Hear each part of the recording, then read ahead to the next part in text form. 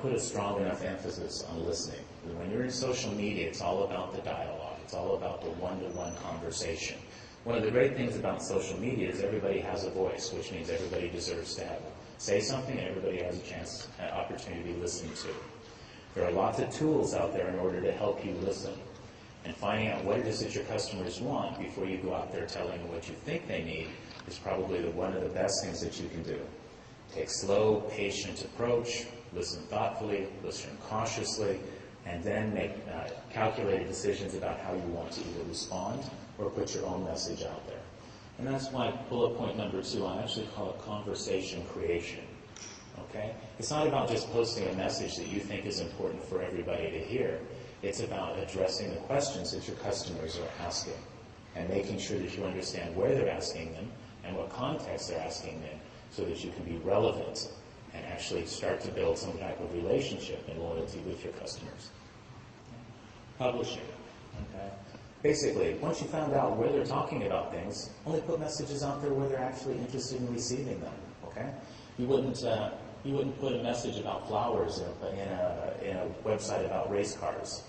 You know, that's just not something you would do. So making sure that you're relevant and making sure that you're part of the appropriate conversations will go a long way in establishing your credibility with your clients and customers.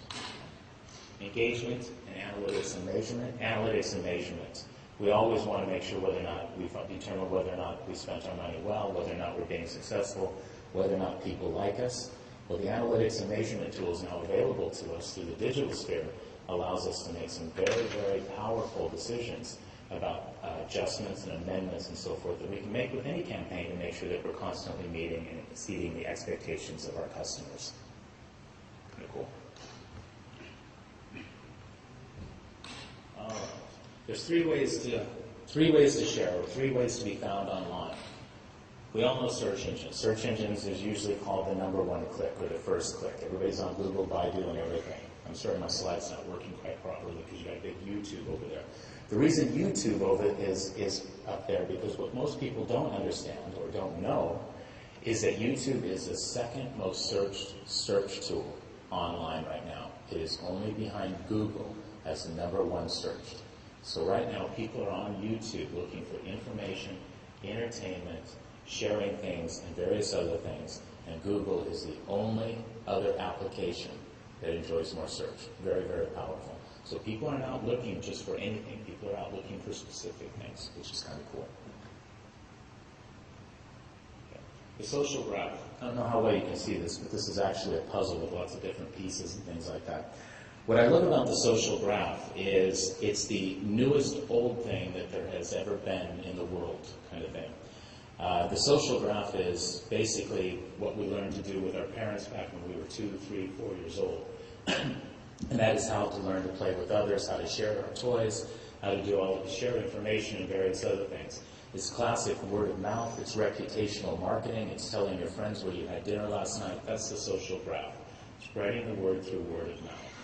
The only thing that's significantly changed is now that we live in this digital world where everybody is connected regardless of how far they are away or whether or not we actually will meet each other in person and so forth. And instead of having 20 closest friends, we now have 2,000 closest friends. The social graph has become incredibly powerful and incredibly big. But the fundamentals are the same. It's word of mouth. It's about chatting with people, sharing things with people that are important to you, and then seeing them and deciding that it's the second most trusted source that they have, so they're listening to you about it. Really cool. Okay. And the third one is the very traditional one called interruption. Okay, display advertising, things you read in the newspaper, and various other things. Okay, we all know this one.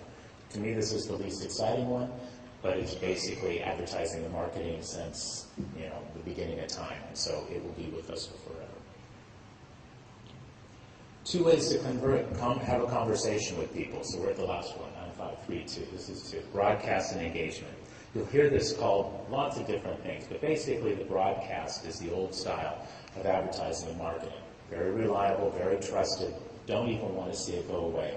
These are things like your advertisement, buy 3, get 1 free, this sort of stuff.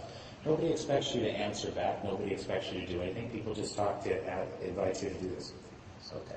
We're going to go faster, okay, because I'm not going to get to the fun stuff here. All right, and engagement. Engagement is the focus for social media right now. Let's get some examples. American Express on a Facebook page. I think this is one of the most cool Facebook pages I've ever seen from a financial institution. They've got polls, they've got instant things to buy on here. They're constantly updating it with information. They've got 53,000 fans on here for American Express. I think that's pretty poor. I think they could do a lot better than that. Obviously, they're not putting enough interesting things out there, but they're reaching out to their customers and introducing them to things that they might find that they are interesting, such as buy this, travel here, give me a tip on where to travel. Wells Fargo and their blogs. Not only do they have people inside Wells Fargo constantly giving blog updates about things that might be interesting to the customers, but they invite their customers to write blogs as well, which I think is incredibly cool. Okay? So not only is it the business experience, but it's also the customer experience. ING Direct. They use a Twitter page in order to be able to answer questions about customers. So customers aren't necessarily having to walk into branches or pick up the phone or even go online to places that aren't familiar with them or 2 steps away from where they want to be. Here they're giving 1-800 numbers out and telling them where ATMs are and stuff like this. I think this is just fun stuff. Okay? YouTube.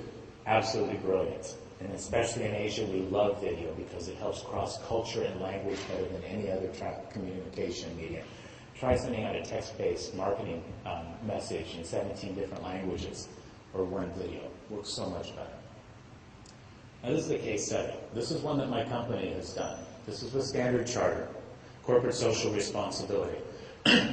Standard Chartered has an in-house program to educate their employees on HIV and AIDS transmission.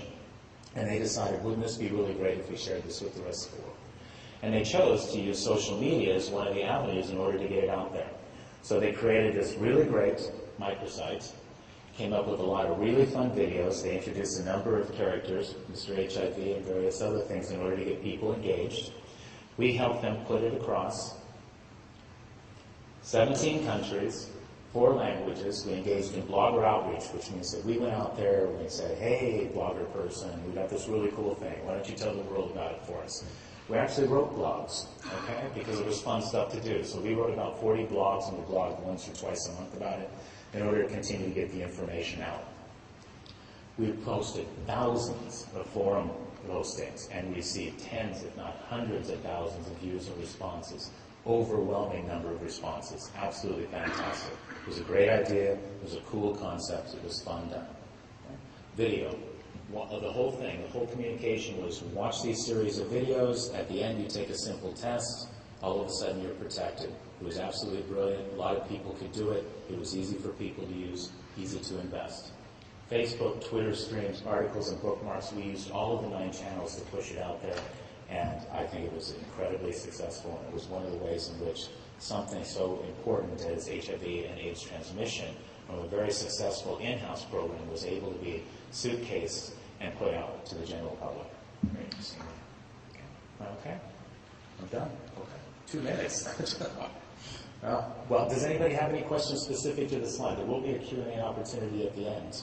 So, if not, I'm going to give a little extra time to the next speaker here because he can do it. All right? Okay, thank you very much. Thank Doug, everyone.